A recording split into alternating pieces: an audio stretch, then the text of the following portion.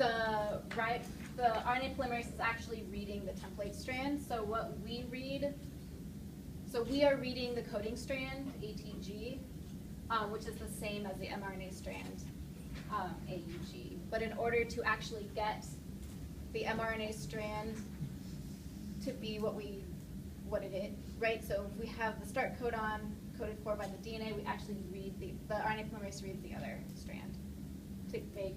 So that would be here. TAC, the RNA polymerase would come through A, U, G.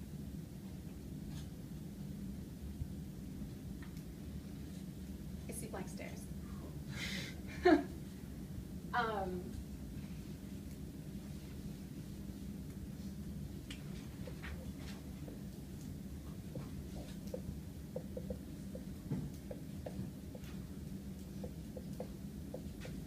So we often refer to the coding strand as what humans read, and then the template strand as what the RNA polymerase reads. So when we see a DNA strand saying ATG, the RNA polymerase is actually itself reading the template strand to make the mRNA that says AUG. Okay, and then then the anticodon is going to read AUG on the mRNA. The anticodon that comes to read. Or I mean, tRNA is going to read codon on, and do that. My question then was like, what business does thymine have on this chart? Like, I just don't feel like that. So if you are looking at DNA, you can still figure out what the amino acids are going to be. Okay. Right, because remember that nice one-to-one, you look at DNA and you know exactly what the RNA was. Okay. But then it's a little more complicated going from RNA to the amino acids because you have to read 3 at a time. And you can get the exact same information out of DNA or RNA.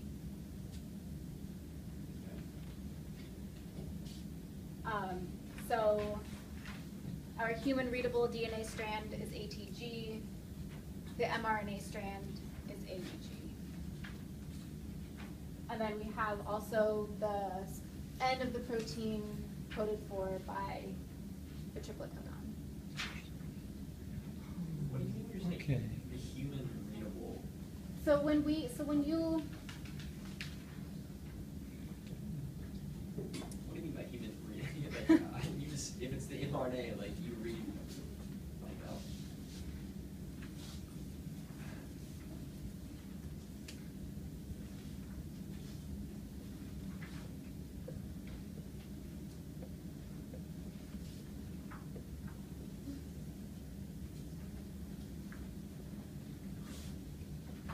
So remember how when you're making DNA it was directional?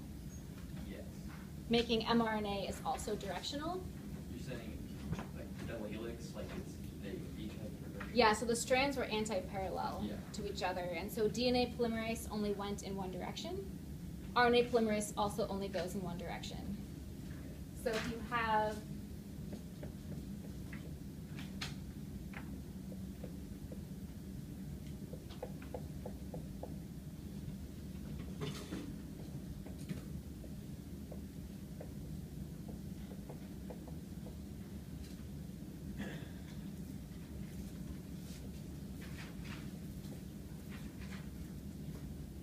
So the RNA polymerase comes in, attaches, so this separates the RNA polymerase. Just going to separate that away for the moment. Comes in here.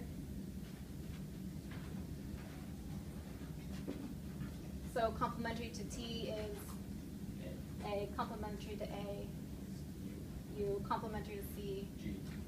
So that's the mRNA strand that's being made. Okay. So the RNA polymerase is actually moving along the template strand of DNA. Right, okay. But when we look at DNA, right, it takes sort of a long time to see a T and say, oh, that's really an A. And see a G and think, oh, that's really a C. So when we talk about DNA, we talk about the coding strand, whereas the RNA polymerase is actually copying the template strand. Okay. Yeah, that sounds. Thank you. Okay. I'm